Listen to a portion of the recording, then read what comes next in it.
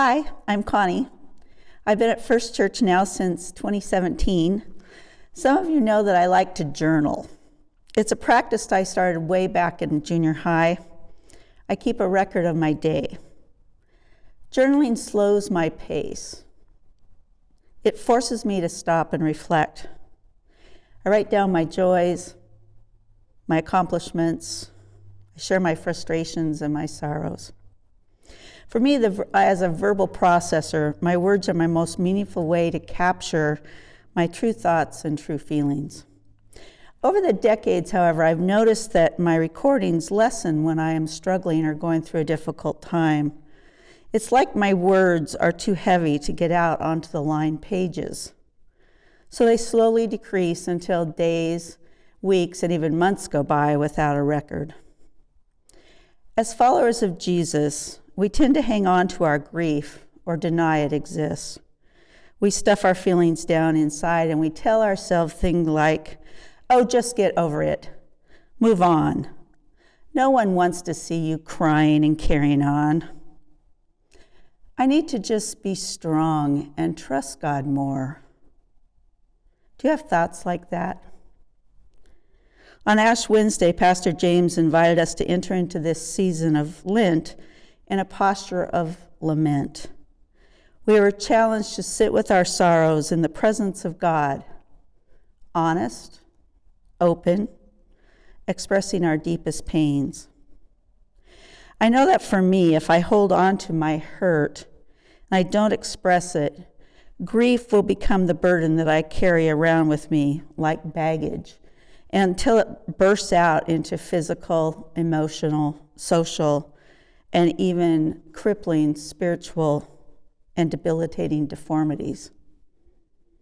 In October 2021, I determined that I was going to go through a lamentation process.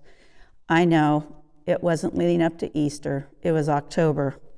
But I felt it was time that I began a journal, and so I labeled it Notes and Letters Never Sent.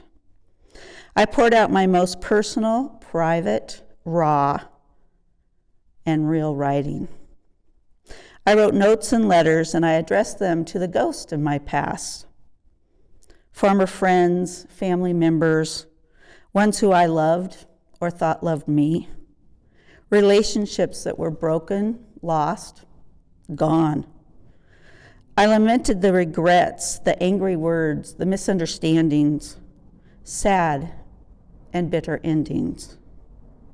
Now, one was rather funny. I remember back in 1972 how bad I felt, like the end of the world, when I had to give back that special senior leather jacket as he graduated to go off to college and left me behind.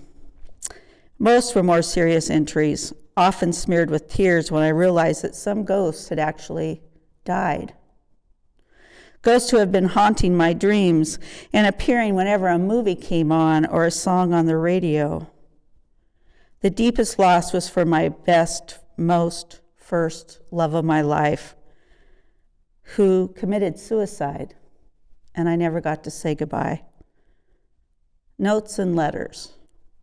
Lamentations released over old wounds, healed, and broken relationships poured out, explored, finished, never sent.